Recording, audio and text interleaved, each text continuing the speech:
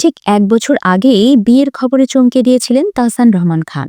আর এবার সেই সম্পর্কের ইতি টানার খবর। জনপ্রিয় গায়ক ও অভিনয়শিল্পী তাহসান রহমান খান সম্প্রতি নিজেই নিশ্চিত করেছেন যুক্তরাষ্ট্র প্রবাসী রূপসজ্জা শিল্পী রোজা আহমেদের সঙ্গে তিনি আর একসঙ্গে নেই। দুজন এখন আলাদা থাকছেন। বিচ্ছেদের খবর প্রকাশের পরও ভক্তদের মনে কিছুটা আশা ছিল, কারণ রোজা আহমেদের ইনস্টাগ্রামে তখনও তাহসানের সঙ্গে তোলা ছবি ছিল এবং নিজের নামের সঙ্গে খান পদবিও ব্যবহার করেছিলেন তিনি। তবে সেই আশারও অবসান ঘটল এবার। রোজা আহমেদ ইনস্টাগ্রাম থেকে তাহসানের সব ছবি মুছে ফেলেছেন, পাশাপাশি নিজের নাম থেকেও খান পদবি সরিয়ে দিয়েছেন।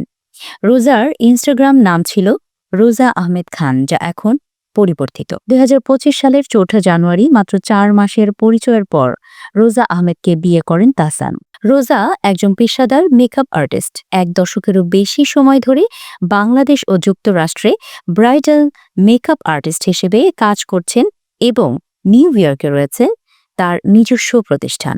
এর আগে ২০০৬ সালে অভিনেত্রী রাফিয়াত রশিদ মিথিলার সঙ্গে বিবাহ বন্ধনে আবদ্ধ হন তাহসান। দীর্ঘ ১১ বছরের সেই সংসারের ইতি ঘটে ২০১৭ সালে। সেই সংসারে তাদের এক কন্যা সন্তান রয়েছে, আয়রা তাহরিন খান।